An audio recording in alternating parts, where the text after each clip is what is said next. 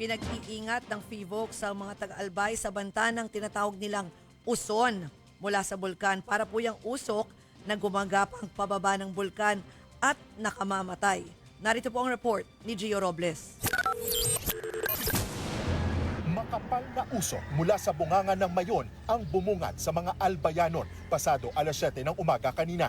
Sa bahagi ng Santo Domingo, makikita ang puting usok na tila dumadaos-dos sa dalisdis ng bulkan.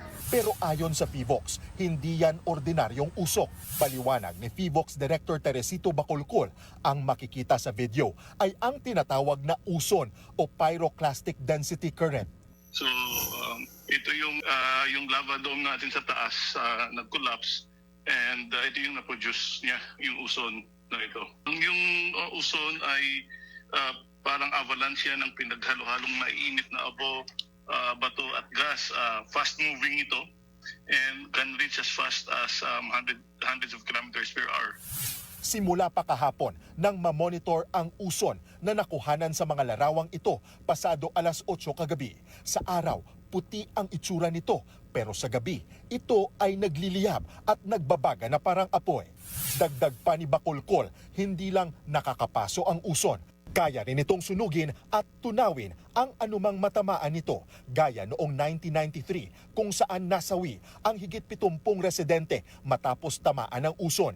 Isa sa mga nakaligtas ang nooy 24 years old na si Arnulfo Arias, residente ng Barangay Matanag sa Legazpi. 58 years old na siya ngayon pero bakas pa ang mga third-degree burn na iniwan ng uson sa iba't ibang bahagi ng kanyang katawan. Nagtatanim daw siya noon sa may paanan ng bulkan nang biglang nabalot ng usok at abo ang paligid. Bali, nangyari po yun, mag-aalauna po ata yun ng hapon. Bigla na lang po na may narinig akong parang bumabagsak bang mga buhangin. Sobrang bilis po. Segundo lang. Dahil tumakbo nga ako sa galing doon sa may tinataniman ko ng gulay, hindi nga ako nakalabas doon sa sarili naming lupa. Dahil sa aktibidad ng bulkan, nagkaroon ng manipis na ashfall sa mga bayan ng Anislag, Bakakay, Kamalig, Daraga, Legazpi City at Ligao City kanina. Sa ilang barangay sa bayan ng Kamalig, nakuhanan ang epekto ng pag-ulan ng asupre na kumapit sa mga kabahayan, kotse at mga pananim.